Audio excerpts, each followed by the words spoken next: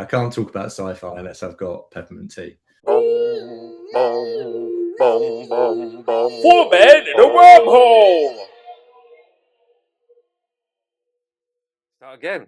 Hello and welcome to 4 Men in a Wormhole. This is your host Stephen Gurvitz, and joining us as ever is the one and only Adam Leach with a beautiful crop of hair for those of you watching on video. Hello Adam and welcome to 2026. Hi Stephen, Happy New Year, and Happy New Year from my hair. Thank you, especially from hair. And also joining us and our wormies is the one and only Tal Silverman. Hello Tal. Hello, nice to see you all again. Happy New Year, everyone. Thank you, Tal. Happy New Year to you. And of course, last but not least, is the man who tries his best to look like me, is Simon Cohen. Simon, I love your background, but I love you in front of the background. Happy New Year to you. Hello, Stephen, you beautiful man who I look like. And hello, Tal. Hello, Adam. And hello, Adam's hair. Good to be back. Hi Simon. I mean, technically, should we be renaming the podcast 4 Men and His Hair in the or just 5 men and promote Adam's hair to a full as a full member? Well, maybe, but we've got to be careful. If we give Adam's hair too much limelight, he might break off and do his own podcast. His own podcast. That might happen. I might not get invited to that. and to be fair, it'd probably be better. So yeah, so we don't want to encourage that. So we're going to pick off exactly where we left off on our previous episode, where we are doing a full-blown review of the Marvel Universe films and all the many phases, well, there's 6 phases, all the phases that have been so far, getting ready for what is going to be a big year in the year of Marvel as we head towards Doomsday. And of course, we're not going to discuss it, but obviously, since our last episode, there has been lots of little mini trailers for Doomsday. In fact, as we record tonight, a new one has been released with Wakanda featuring in it with Ben. I'm a bit concerned about all these trailers. How much I'm enjoying them, I feel like it's a long, long way to the film, and if they keep dropping all these trailers between now and then, we are going to have seen the whole film. You'll be able to edit it together and make your own film. Don't worry, just to remind you, in every Marvel movie, they do trailers with content that's never in the film. So exactly that. Well, yeah, that's right.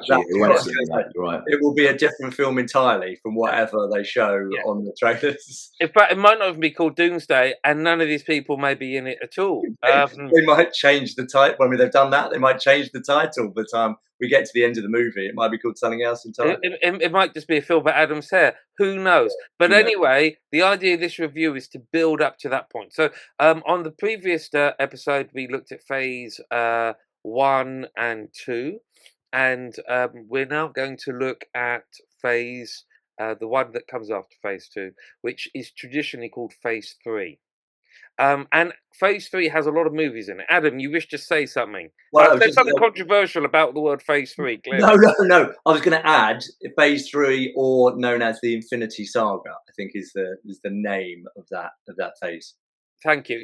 That's a nice bit of information, and maybe that shapes where we're going to go in the discussion. But the very first movie that was released in Phase 3, otherwise known as the Infinity Saga, is Captain America: Civil War. And I'm just going to dive in there and say, as much as this was a Captain America film, actually, and we discussed this on the last episode, a lot of the first phase, second phase, and I think not all, but part of Phase 3 is a continuation actually of the Tony Stark story. Because I'm pretty sure one way of looking at Captain America: Civil War was that film was as much about Tony Stark and his failings and gripping with his responsibilities as much as it was about Captain America. But let us start by reviewing it. Captain America: Civil War. Simon, thoughts about that movie? Was that a good kickoff to the phase? It was a great kickoff. It was an Avengers movie, though, really, wasn't it? It wasn't really a Captain America movie. I think we said this on a previous podcast. It was very, very good. I don't think it's. I think it's far from the best movie in that phase. But actually, most of those movies are pretty good. I mean, what we're talking about now is it is sort of the high point of the MCU, right? This is when all the really good stuff happens. And I'm not saying that it's permanently downhill after phase 3, but this was a really good phase where pretty much everything was a hit or just a super blockbuster record breaking movie. And it started off well with a movie that was more of an Avengers movie than a Captain America movie. And I think, did we see Spider-Man for the first time in that one? I think we did, which is pretty cool. Yeah, and just to give everyone context, it started in 2016, ended in 2019. So you've got just over 3 years of movies. So yes, it was a lot of movies, but over a relatively prolonged period of time. So they managed to sustain the story arc or the sense of feeling of that there's a story arc for quite a long time. Adam, I think you were going to dive in with something. Yeah, I don't know whether I said this in the last podcast. I don't want to repeat it, but Civil War was the hook for me. This got me into the Marvel Cinematic Universe in a big way. I'd obviously watched the other movies, like I'd watched Iron Man 2, 3, and others. But then I think it was Simon that said, "Oh, they're doing this great thing, and it's like all these episodes they're doing as films." And I think Simon was quite right in that I was kind of put off slightly by that it was called Captain America. I was like, oh, it's a Captain America movie. But really, once you see it, it is an Avengers movie, and it's a pretty good Avengers movie. And you see, you've got the two sides facing off against each other. You see Spider-Man for the first time, and it really I think the whole storytelling sort of comes together in this movie and then propels forward from this point. So I think it was a great start, but slightly undercover by sort of almost by stealth, I think. I've got a question for Tal. One of I like this. Everything Simon and Adam said, I concur with. But, and this may just be a selfish personal thing, so I'd like your take on my selfish personal things. Is one of the things that annoyed me about this movie, if anything annoyed me, was that we just got the Avengers together as the Avengers. In other words, we had already seen their disunity in the previous movie with Loki, right? And then and so they just got their act together and come together in the name of Agent Coulson. For those of you who remember, that was their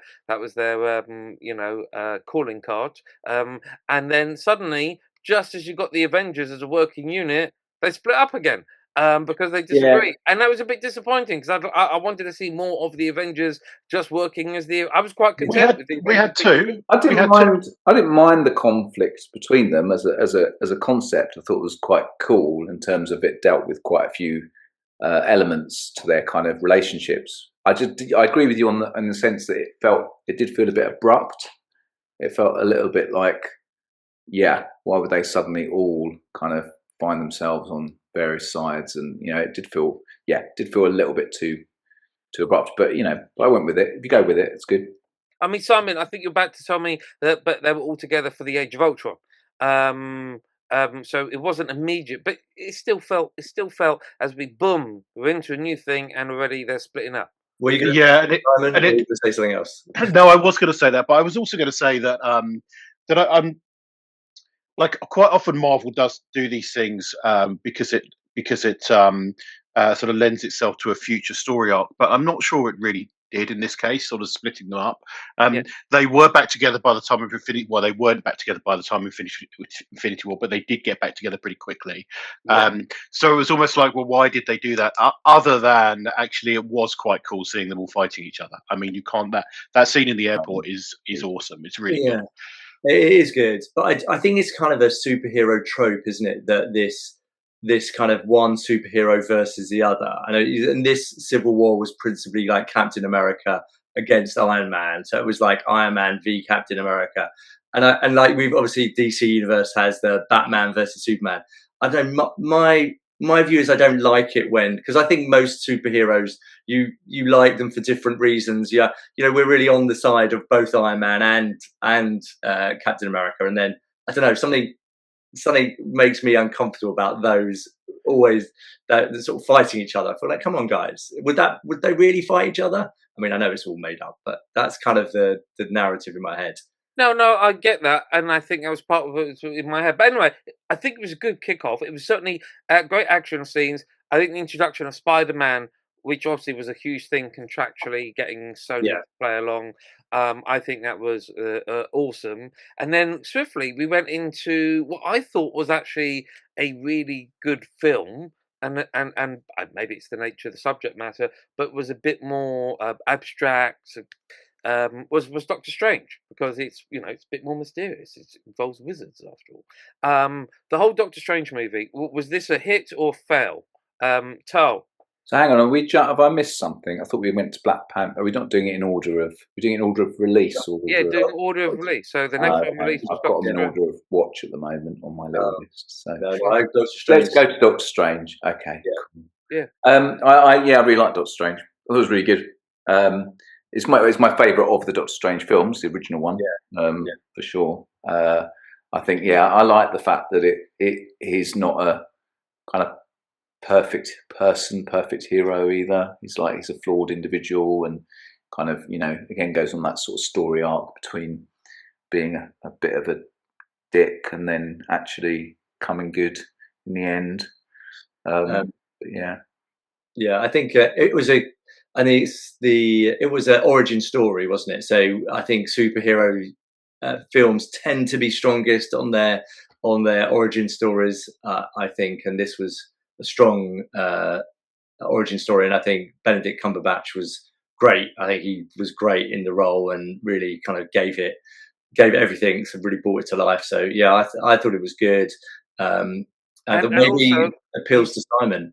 His hair, his hair is quite similar to yours. What with the grey streaks on the side? Oh, the great, maybe that's what I'm going for. A Doctor Strange kind of look, the goatee now. Let's have the goatee and the cape, and then I'll be done. It's all wizards, Simon. So maybe that's more your thing. It's not so sci-fi, is it? It's a little bit fantasy. Well, it wasn't the first time they introduced magic, I don't think, into the MCU, but it was the first time there was a real focus on it. I mean, because I think we'd had a bit of Scarlet Witch, I think, in Age of Ultron, and maybe some stuff in Guardians of the Galaxy. But it was the first time it was like, here's a guy. He's not using tech. He's not an alien. He's not sort of superhuman. He's just using magic to protect us and change the world. And I think it got, that as a new concept got accepted quite well, and I think that movie did extremely well. I really liked it. I agree with what everyone else has said. It was an excellent origin movie. Benedict Cumberbatch is really strong in it. I think it's probably the best. Hang on, how many movies has he had? He's had 2, hasn't he? Yeah, so he hasn't had a lot. Plus he features a lot in Spider-Man. And there's something else he appeared. He's obviously in the Avengers movies as well. I think it's great. I think he's great. A good sort of continuing the strong start to the to Phase 3 for sure. I think his sidekick in it's really good as well. Whose name I've forgotten. The British actor, British Asian actor. Plays Wong. Is it Wong? Yes. Yeah. I think he's terrific in it. And also, actually, even though it's a single superhero movie, it's about Doctor Strange, it does open up this whole world of all the wizards, because obviously he goes to train with them, and so actually expands the universe, because it's something makes you realize there's all these other people with these special abilities and powers out there. I mean, personally, I liked it, and I don't mind the magic. I'm quite pleased that MCU took the choice not to. I know they did Shang-Chi, and there's a few others that obviously dabble in it. I think I'm quite pleased that it hasn't dominated too much. I'm pleased that it's got its place, and it works really well. WandaVision, which we might talk about later. That was a little bit magic. Yeah, and I guess Agatha all along and all that stuff. Spoken like a true scientist. We don't want too much magic. So Adam, what was it you want to dive into? Well, it was just I think the fact that we introduced wizards led to, I think, one of my favourite lines, possibly in the MCU, when Tony Stark, I think it might be Infinity War, when it is, yes, in New York. In New York, when the henchman thought Thanos' henchmen come down, and then he turns to Banner, Stark turns to Banner and says, turn into the Hulk, and he can't, and he goes, dude, you're embarrassing me in front of the wizards, which I think is a great line. Yeah, no, and then they play on that line a few minutes later when Spider-Man turns up, and it's like, what's going on? And so he says something else about, we're playing with wizards now. I can't remember the exact line, but he plays with that riff a bit more. No, so anyway, so we've got two strong movies that kicked off this phase, both in 2016. And then there's a little bit of a break, and then we went to what I think is a terrific film. Is well, we all said the first one was terrific last time. Guardians of the Galaxy Volume 2, Yes. which I think is a pretty good film. Simon, Guardians of the Galaxy Volume 2. Do you rate it? Do you hate it? This is the one where we find out that Star-Lord's dad is a planet, yeah? Yeah. Yes. Yeah, I would say, look, I quite often watch Marvel movies multiple times, and sometimes like 2 or 3 times, and often twice at the cinema. I think I only watched that movie at the cinema. I haven't watched it again. I don't dislike it. It is a lot of fun. It's a good movie, but I think it's sort of less memorable than perhaps some of the others. Yeah, I agree with that. I mean, like the first one was great, and this was it was a good follow on, but it didn't achieve more than the first one, which is not altogether surprising, but was fun to watch and satisfying to watch. But yeah, I think the dad was a planet and his dad was a god, so you kind of begins to kind of say why Star-Lord is special. But yeah, he's an element. Is he an elemental? And then he kept basically trying to reproduce with and create new children with multiple species to try and find someone that was compatible or something, and ended up killing all the children. There's something like that. I think Some darkness to it. The idea was, I think he would eventually sort of let himself die, but pass on his energy to Star-Lord, or yeah, that's what he was looking to do. You're right. That was it. And there was a bit more of the backstory, wasn't there, on Yondu and Star-Lord's effective kidnap from Earth, and actually, yeah, because that was the whole thing. Yondu, I know we're doing spoilers, but I think we said last time, yeah, these are old movies. Yondu kidnapped him for the father, and then never handed him over, and then in effect raised him. And actually, the end of the movie, I think, is quite emotional because it's all about Yondu stepping up to be his dad. And doesn't I can't remember, doesn't Yondu die? Yeah, doesn't Yondu do the Mary Poppins thing? Yes, he does. Yeah, he's coming down with like the it's like an umbrella, and he goes, "I'm Mary Poppins, y'all." That's a great line. Cool. Yeah.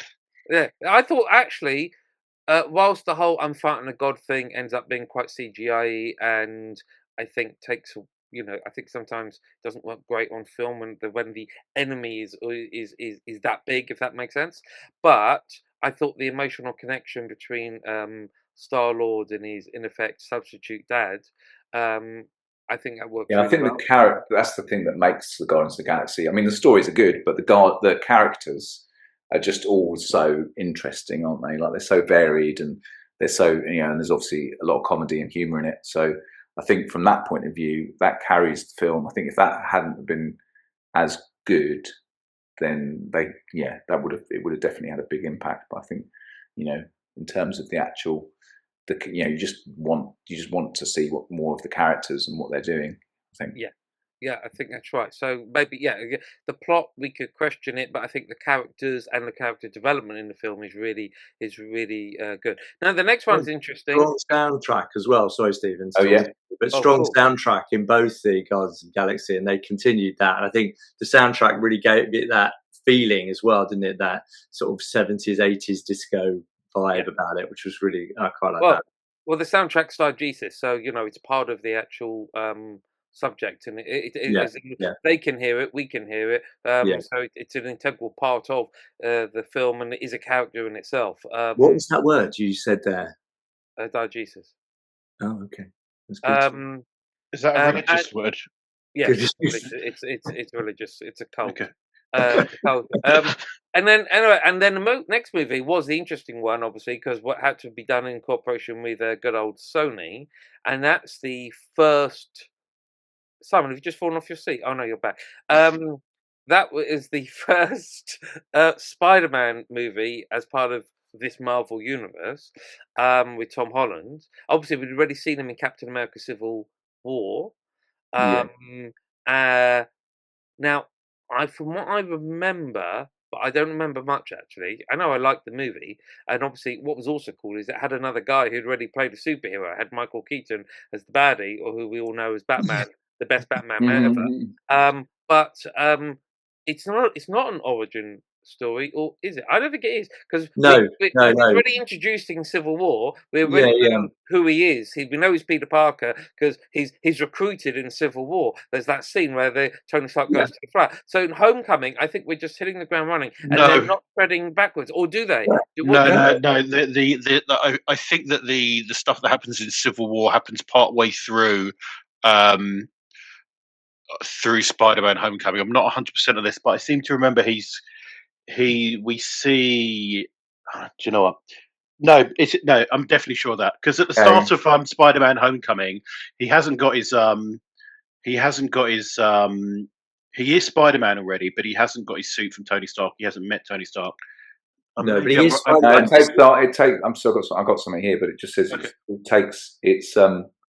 it got some scenes that were set immediately after Civil War. Bulk of the movie takes place months later in the forward.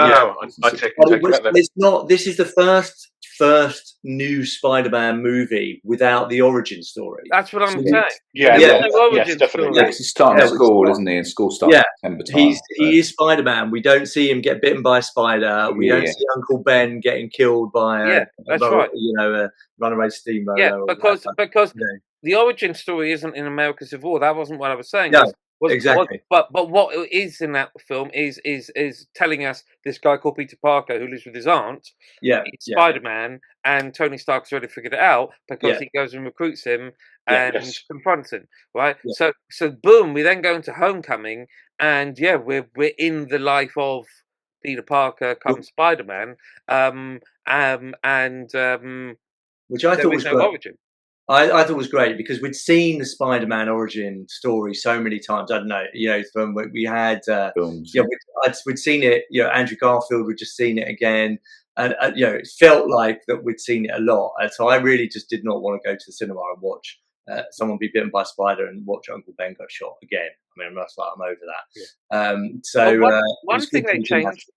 Well, one thing they changed, though, is, and they had the freedom to change it, I guess, by not doing the thing. Obviously, he's living with his aunt, and one assumes that he would have been at some point living with his aunt and uncle. But his aunt was not an old granny. In every other Batman, with Spider-Man even, the aunt and uncle are pensioners, old, right? Yeah.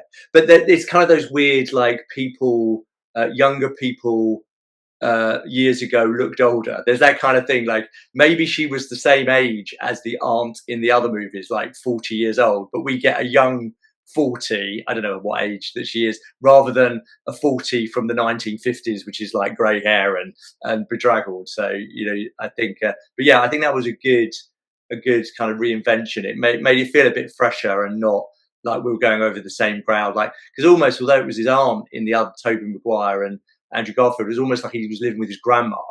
It wasn't like a youthful person being the mum, which I think is good. I think it was a good shout to include that. It was a more age appropriate aunt. To be fair. And it meant that Tony Stark could flirt with her a little bit. Yeah. And I like the and eventually, it wasn't Tony Stark flirting with her. Happy. He was happy. Yeah. So, what about the actual film itself? The baddie was a reimagining of what's his name, the Vulture.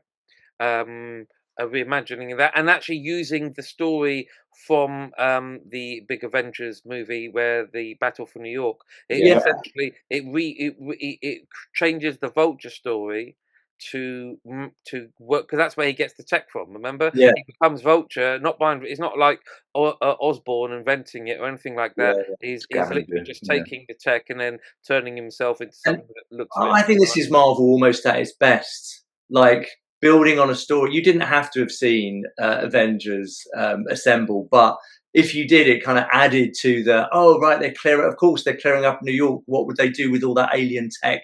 It made sense. And then they were like a subcontractor. They just gave it a bit of a strength and a realness, and like carried on telling that story, which I thought was great, as opposed to, oh, here's just another villain that's just invented something. And so it really felt like they were continuing with that story, which in this phase I think they were really strong at. Yeah, and actually it makes sense because you have this big battle, everyone's dying and dropping their weapons. Yeah, what happens to that tech? And surely something's going to be stolen and traded. And also sort of answering that kind of, New York gets destroyed, but the next movie, New York's back together, almost still being that there is some consequence and follow up to what the previous events, and that flowing through, which I think was neat. So are we we're saying that was a hit as well? Yeah, I think it was strong. Yeah. Oh, absolutely. Yeah. I think it was good. Yeah, I mean, my boys, big Spider-Man fans, and they loved Andrew Garfield. They grew up with Andrew Garfield, and then they saw this, they loved it.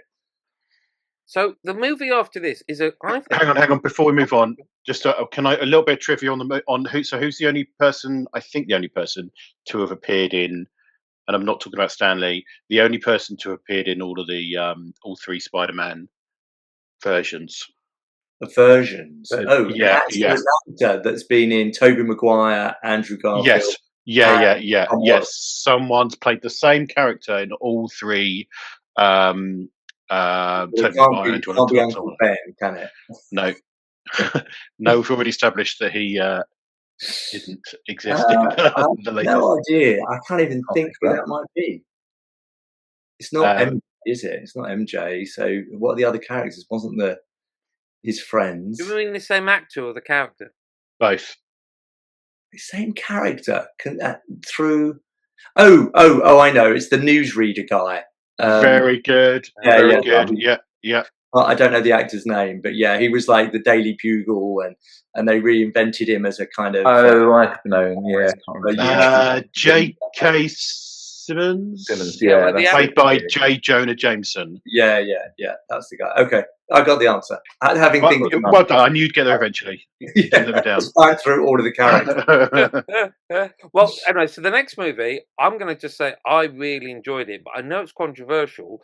And in fact, it's interesting. It's controversial because it set a tone which, in the recent Doomsday trailers, people have gone, oh, Thor can be serious again. Because obviously the first two Thor movies were incredibly serious. Very serious. But ever since then, or ever since Thor Ragnarok, which is the next movie, well, essentially he became a comedy. Nothing controversial about liking Thor Ragnarok, surely. Well, it's controversial because from that moment on until maybe Doomsday, he is essentially be seen as a comedy act, and he was light relief. And don't get me wrong, I really enjoyed it, so that's fine for me. I'm saying it's controversial because I know it's not fine for everyone.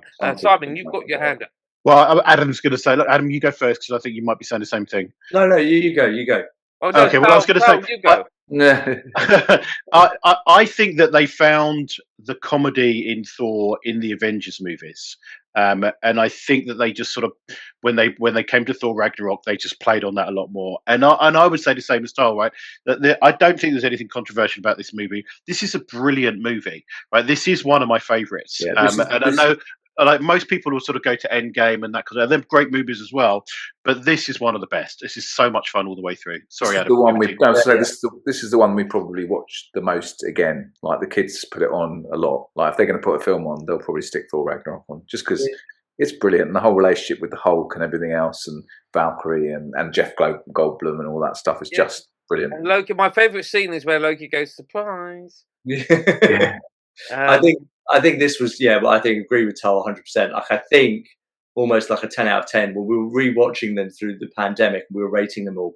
Pretty sure my family gave this a kind of 9 or 10 out of 10. Thor Ragnarok was brilliant. All I was going to say about the comedy is I think they got the comedy in Thor Ragnarok, for me, like spot on.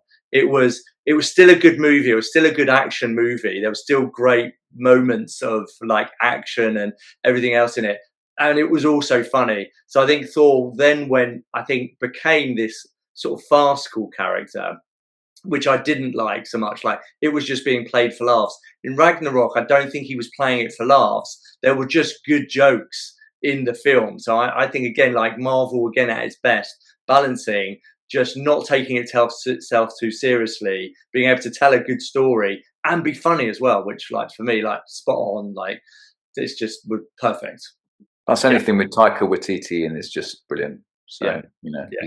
he just can't do anything wrong. So No, I thought it was a terrific film. Really loved it. I would say yes, a 9 or 10 out of 10.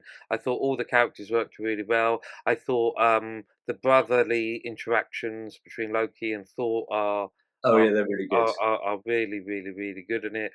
Get Help. Get Help was great. Get help. Yeah. I know. I thought the whole thing was really good.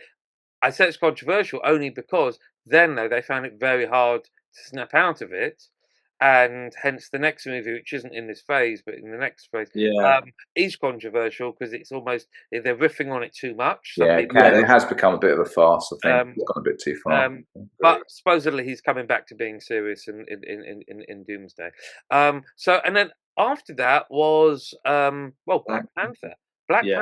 And Black Panther, I think, surprised a lot of people. Obviously, it was, well, I wouldn't say controversial, but it picked No. up on the cultural, political feeling of the time, and the Black Lives Matter movement, and a bunch of other stuff. We don't need to get deep into discussing that, but it certainly picked up the vibe of the time. But it's a terrific film, Adam. Yeah, and I think it's being I think correctly at the time and retrospectively gets called important. I don't think many Marvel movies get called important, but I think this one does. And you could argue the merits of that and whether this as popular culture can really be important or not. But I think for a lot of people, it spoke to a lot of people and felt like it was had something important to say, as well as, again, like what they've done well in Marvel in this phase is do something, either be funny, say something important, but also be a good movie and tell a good story. So I think, again, Black Panther managed to do both of that, do two things at the same time, which I thought was great. It wasn't my favorite movie, though. I wouldn't give it a 9 or 10 out of 10. It wasn't like, oh my God, I love it as much as Ragnarok. Could appreciate why it was important, and it was still a strong movie, I thought. Yeah. I don't think it was a 9 out of 10. I think it was like a 7 out of 10, maybe creeping into 8. Yeah.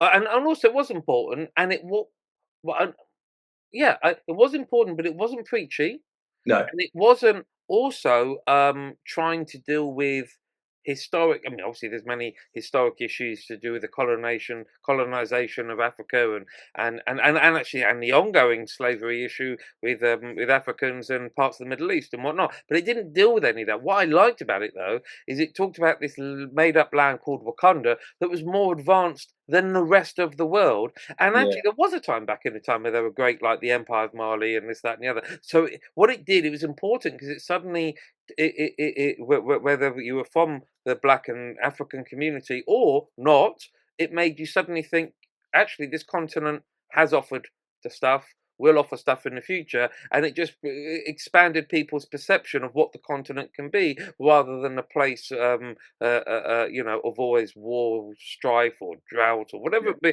that we've all grown up with, and those things are real. But sometimes it becomes the prevailing narrative of an entire continent. It was a hopeful vision. Yes. Yeah. And I thought it was terrific. Simon, did you enjoy the film? Yeah, I'd agree with everything Adam said. Actually, I thought it was a very good movie. I think because of its importance at the time, it did a lot better than movies of that sort of Marvel standard normally do. And actually, I'm just looking at the revenue each one took. So after Avengers End Game and Infinity War, which both took over $2 billion, Black Panther was third on 1.33. So it did very, very well at the. I really like the fact that it feels like a hard sci-fi film. Like, I know there's kind of the thing about the fact that you can't see Wakanda and it's kind of cloaked and all that stuff, but there's also science behind that as well, in the way that they kind of, it's kind of cloaked, isn't it, in terms of hidden as well. And I love all the tech and the fact that it's so advanced, and and the vibranium stuff and all that kind of thing. It just feels like a proper science fiction film. However, to me, I don't know why. So if I offended anyone, I apologise. But it did feel like a very serious sci-fi version of Coming to America. Especially the first part of the Black Panther. The first part, yeah, the first part is like that for sure. yeah, exactly. And then the king goes back. Well, like, so what? What are you doing here? I felt there was an element in there, but no one got invited into. That's a great movie, though. I mean, Coming to America is a great movie. It's absolutely, but there was no scene in this one where anyone had their penis washed. As a punishment. I think that was one of the deleted scenes. They wanted it more Thor Ragnarok. Introduced a bit of Eddie Murphy into it. Who knows where that would have gone. I wonder when Eddie Murphy will join the Marvel universe. I mean, it's only got to be a matter of time. I'd love that. I mean, I'm amazed it hasn't happened. We've had Bill Murray, we've had Jeff Goldblum. I mean, we've had Michael Douglas. When are we going to get Eddie Murphy? I mean, it's got to happen. And Yeah, I was gonna bring it down a bit just to say that we have talking about Black Panther. Chadwick Boseman was amazing in it, and it's so sad what then happened. But he was awesome, and he was part of the reason why the film worked so well, I think. Yes, no, he brought so much to that character, and he definitely set the tone for the next Black Panther movie, even though he wasn't in it. So no, terrific. Anyway, following Black Panther, that led obviously into the next proper big Avengers film, and obviously, as Adam said at the very beginning, this phase is called the Infinity Saga, and it kicks off with Infinity War, and this came out in 2018. Not that long after Black Panther, incidentally, just a few months after Black Panther.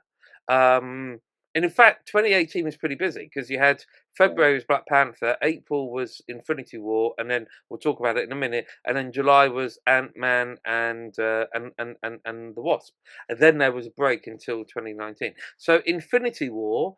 Adam, go on. You got your hand up. Dive in. I have to say, this is my personal experience of Infinity War. I was really excited about it. Went to see it with my eldest son, who at the time was like 12 or 13. I'd booked the tickets and I'd messed up the booking, so he had to sit on my lap, and he was quite big at that point, so it was a bit uncomfortable. He was sitting on my lap for the whole thing. But we knew someone was going to die. It's this spoiler alert. We knew someone was going to die in Infinity War. We kind of thought my son had been a massive Harry Potter fan, so we thought this was going to be like a Dumbledore moment. So a big character was going to die. Dumbledore dies. Yeah, sorry. Hold on, Dumbledore was in Infinity War? It should have been. Anyway, so going into it, my son says to me, I know I know one of the characters is going to die. Oh, you speculated. But he goes, as long as Spider-Man is okay, it will be fine.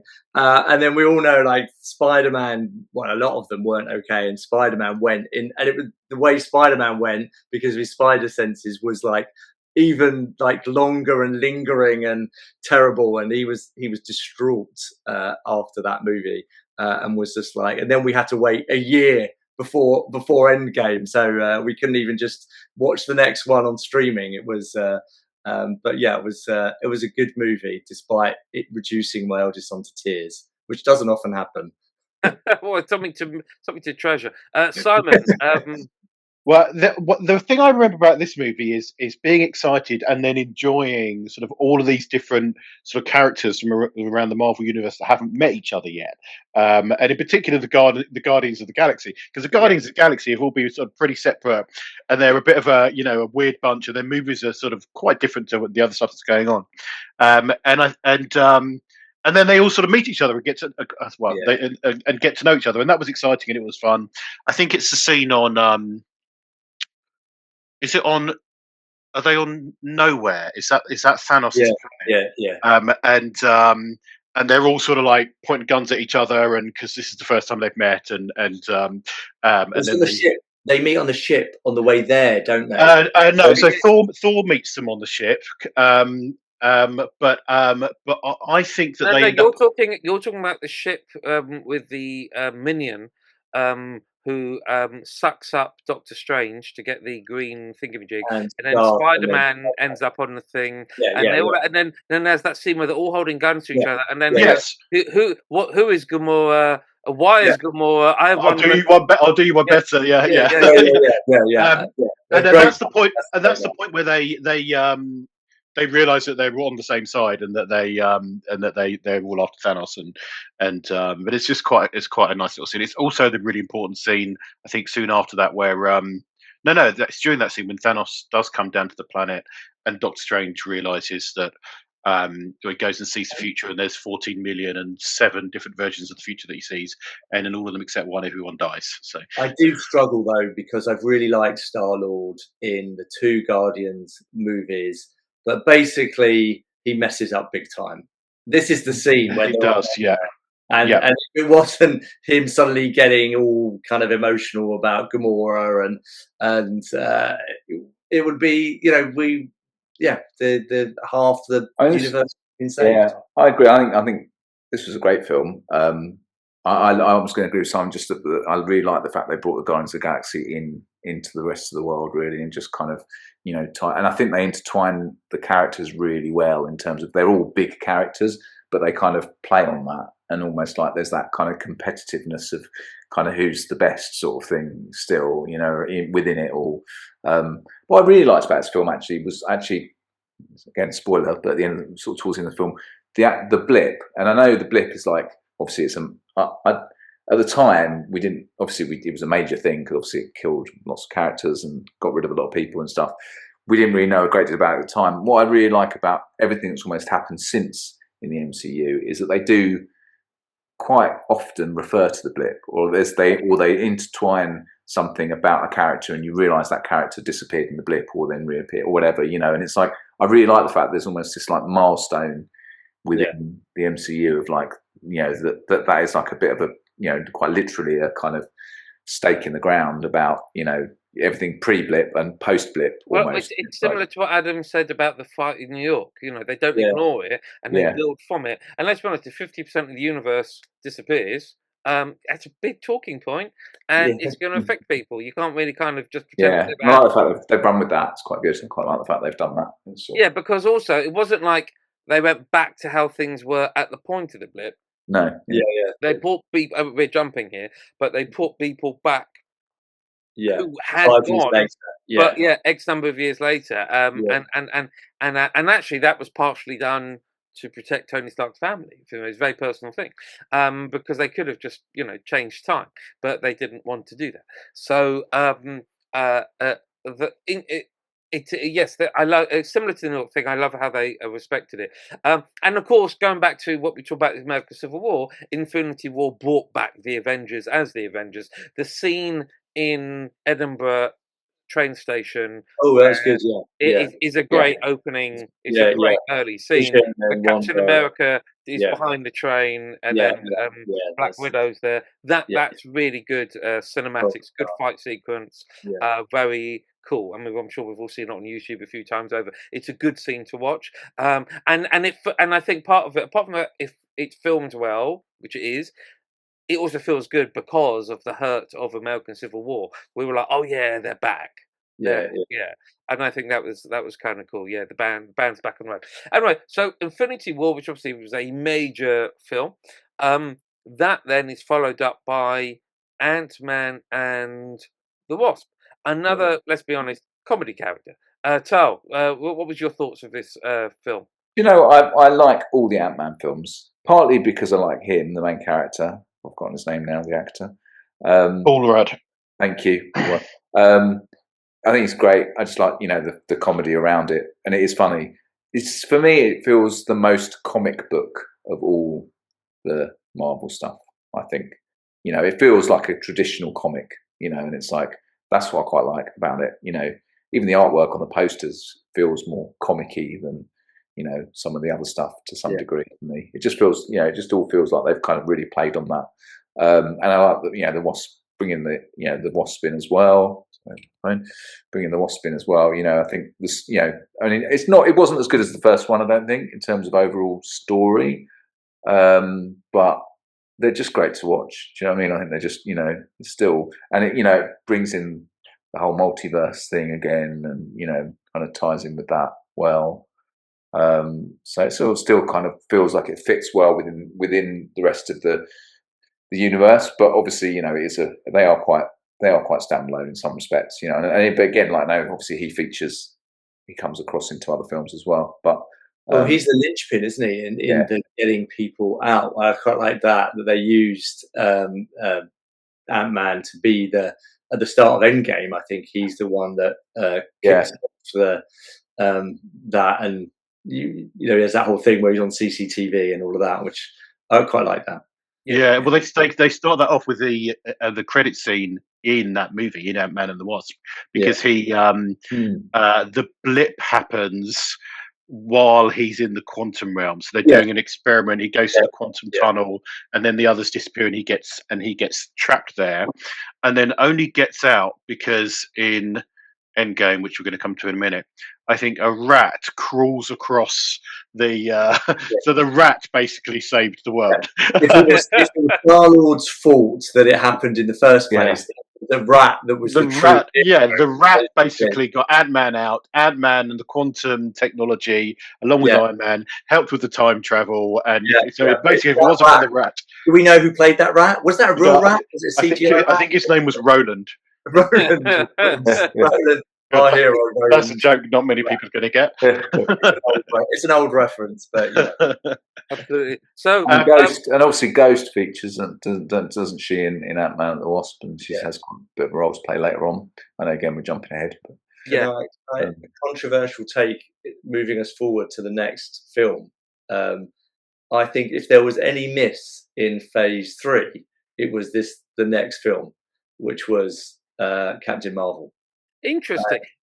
It's interesting. So I like the film. However, what I'll build on what you said. I don't think the film was a miss, but the film introduced plot lines which were then built on in some of their what I call lower budget TV series and some of the other films that come in. I think Phase 5, which were definitely 100% misses. But the movie itself, Captain Marvel, I don't think it's a miss, but I do think a lot of the ideas and some of the plot lines that introduced turn into misses. I mean, we all know the Marvels ended up being the worst performing Marvel movie ever. And whilst I think we all discussed it at the time, not Secret Wars. We discussed this in the last one. It had a different word. So, but the TV series with Samuel Jackson, Nick Fury. Nick Fury. Yes, and that involves the Krulls. Again, it was pretty weak. It was okay, but it was pretty weak. But the Krulls are weak, but the actual movie itself, I thought was quite good. I'm going to agree with you, Stephen. I think it was a good film. I think if this had been in any other phase or any of the later phases, let's say, so if it's been in 4 or 5, sorry, my thing's just hang on, I'm going to mute a minute because I'm going to. Okay. Well, I think just to pick up on what you're saying, I think that I think the problem is when they introduced Captain Marvel. I think that is part of the problem. Yeah, if she had come into it after Endgame, I just think Captain Marvel is just so OP, overpowered, and she's such a powerful superhero that it kind of then doesn't make sense. They don't really know what to do with her, and she kind of outbalances the whole thing. Like, if she's been there all along? I know they try and explain it. Yeah. She was off the planet. It felt like they were trying to make her. Like I say, I think. It fits. They were trying to almost they were setting. It was almost like a setup film in so much as they kind of almost had in their head. They knew there were going to be these extra spin-offs and extra things going on, and it's almost like they kind of then work backwards from there. I do think it was a good film, though. I just feel that I think because Phase 3 was so strong, it was like for me. It is definitely. I agree. It's the weakest film.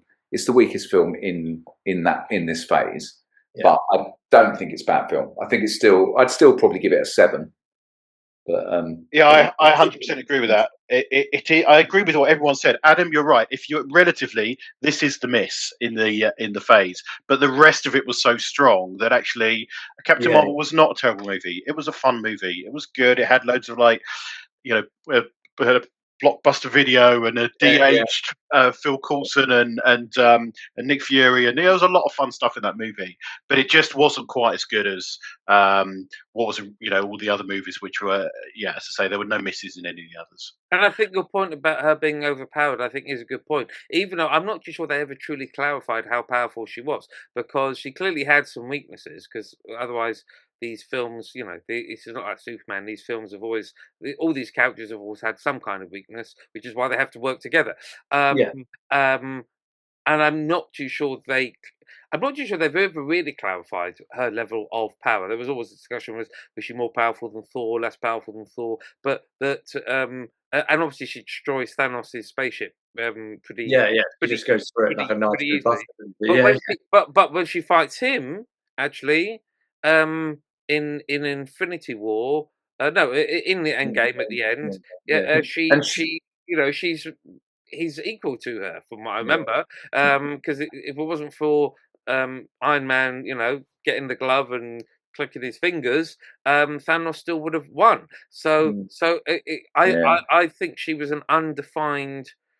I'm not too, with some hindsight, I really enjoyed the movie. I'm not too sure how well developed she was as a character to let us understand her strengths and weaknesses. I think that's something. Then maybe that's why, because of the fact that she doesn't have particularly many. I mean, she's not even allergic to kryptonite. I mean, come on, it's like. You're crossing the streams, Tom. Crossing the streams. So moving on, obviously we've already discussed it quite a lot because it's very hard to discuss Infinity War without stepping into part 2. But yes, Avengers End Game, which is not the final film in the phase. Bizarrely. But yeah, it's bizarre actually. But we'll get to that in a minute. So and actually, maybe we'll have to question whether there was another miss in a minute. But Avengers End Game. Thoughts on that? Was that a good wrap up? I'm going to say wrap up because it wasn't the final movie, but we're going to say it was. Was it a good wrap up of the big Avengers story, Simon? Yes.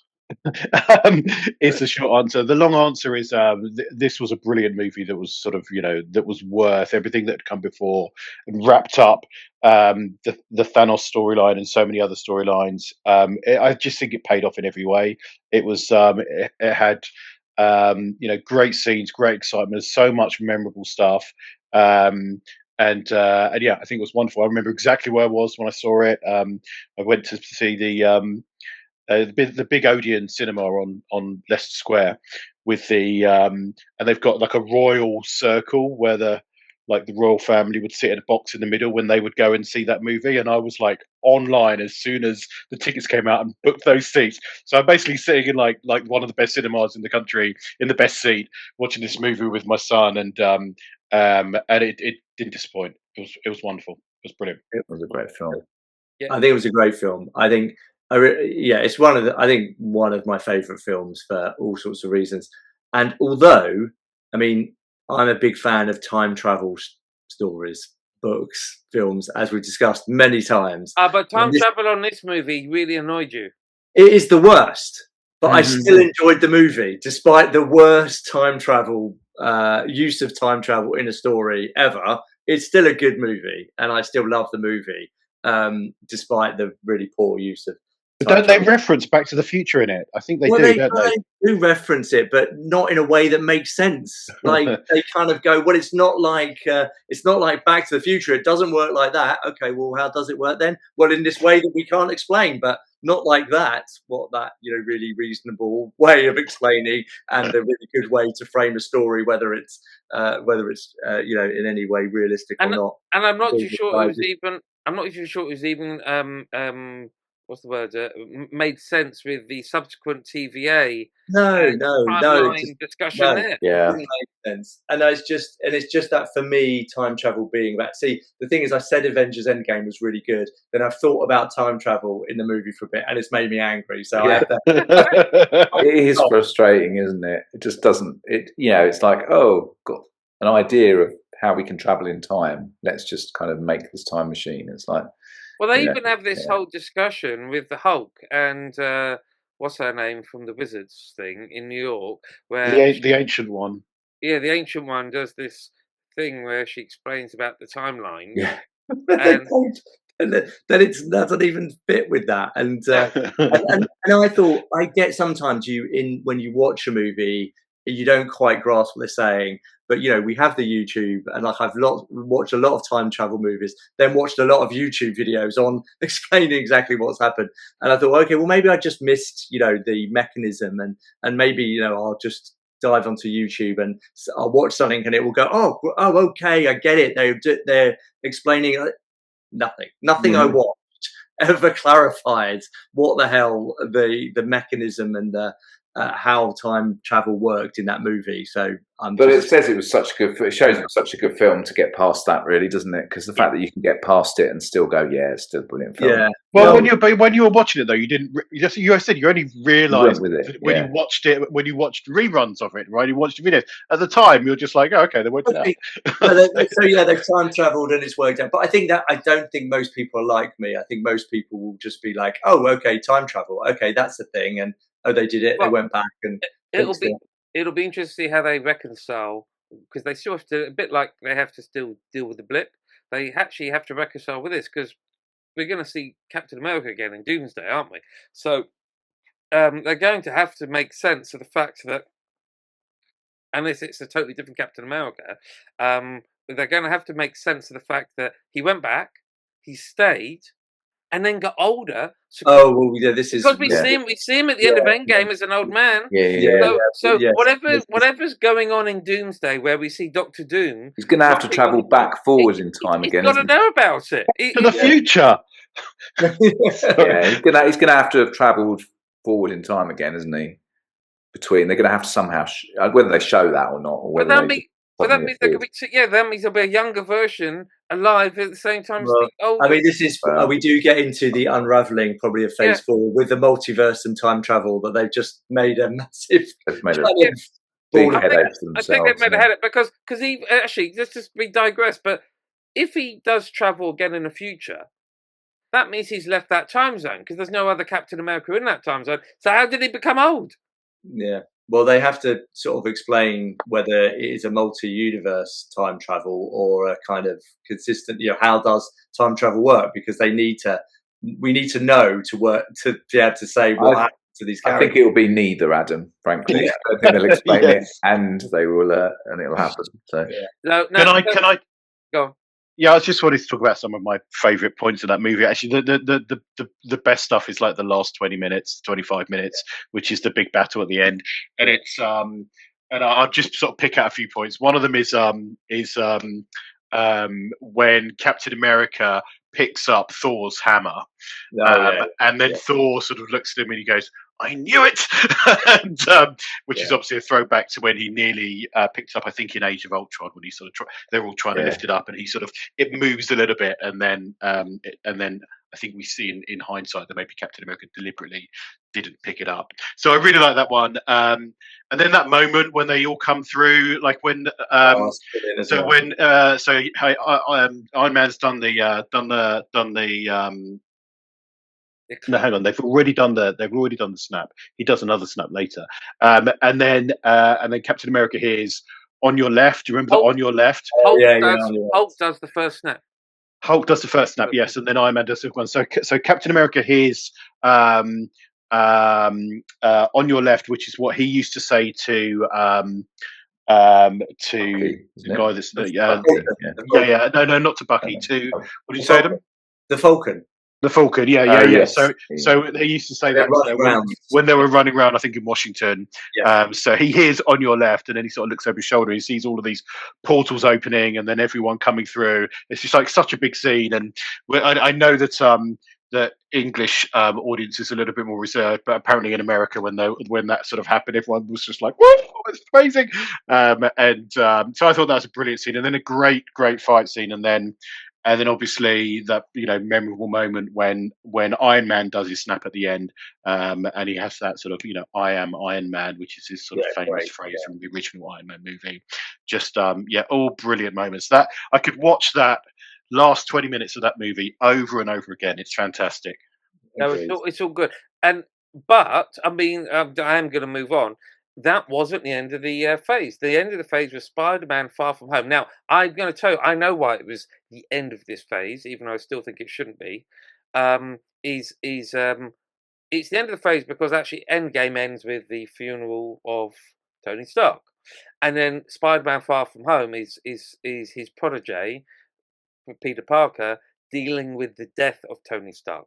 That's what that film is dealing with. That film is all of us dealing with the death of Tony Stark, but through the vehicle of Spider-Man. That's why it's the end of the phase. However, I'll be honest with you, I don't think it's a good film.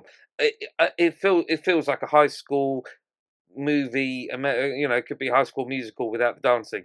The baddie himself isn't a superhero. He's just a technical person with holograms. If you can't remember the plot, it's Jake Gyllenhaal, yeah.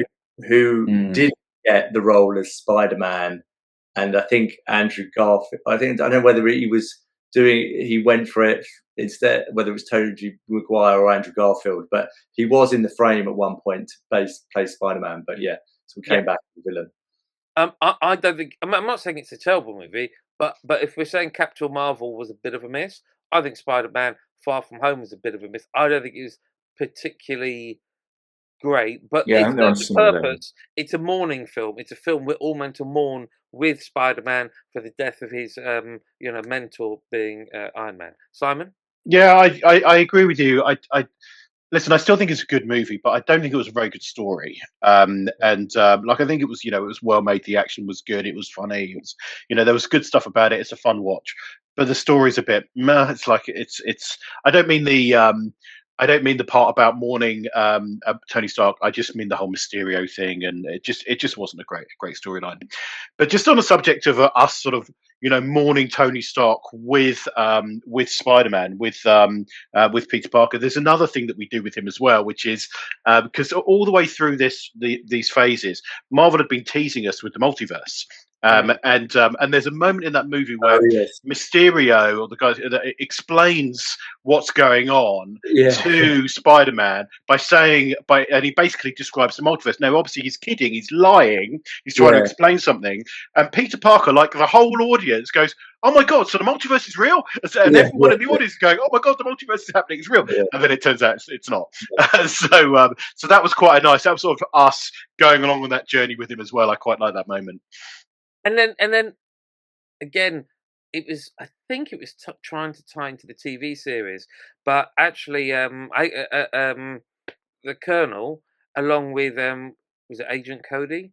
They're not even them. They're Krulls pretending. Oh yeah. And that's because they were busy somewhere else doing something else. But I do think this is where the storytelling starts to get a bit weaker, doesn't it? Where you go, well, hold on, if we don't know even who those people were, and anyone could have been anyone, or it starts to dilute things, I think, with that. And then I didn't enjoy that. Yeah, so which brings us to phase 4, which we're not going to deal with on this episode. We're going to go deal with that. Big disappointment. We're going to deal with that on the next episode. There are less movies in phase 4, so we may be able to do phase 4 and phase 5 together. But it will bring us into that. And I think what we'll do is we'll deal with all the movies and all the phases, and then we'll do a sort of addendum at the end where we look back at the TV shows as a separate thing, because I think some of this diluting starts to happen in those TV shows with the plot lines out of Captain Marvel, with the plot lines to do with the Krulls. In fact, it's them again in Spider-Man Far From Home, because I think that as much as there's been some fun TV shows and they've helped create some entertainment to watch when we've been in between the movies, I think in some cases they've damaged the brand a little bit. So that's something we can maybe do once we've done all the movies. So on that bombshell, Tal Silverman, thank you for joining us. Thank you. Adam and your hair, I'd like to thank both of you for joining us. Thank you. The hair was happy to be here. Thank you. Hair today, gone tomorrow. And Simon, as always, it's a delight to look at myself when I look at you. Thank you for joining us. Not just that, Stephen. I was literally about to say hair today, gone tomorrow as well. Get out of here. Get out on that bombshell. Thank you to all our wormies for listening to 4 Men in a Wormhole. 4 Men in a Wormhole.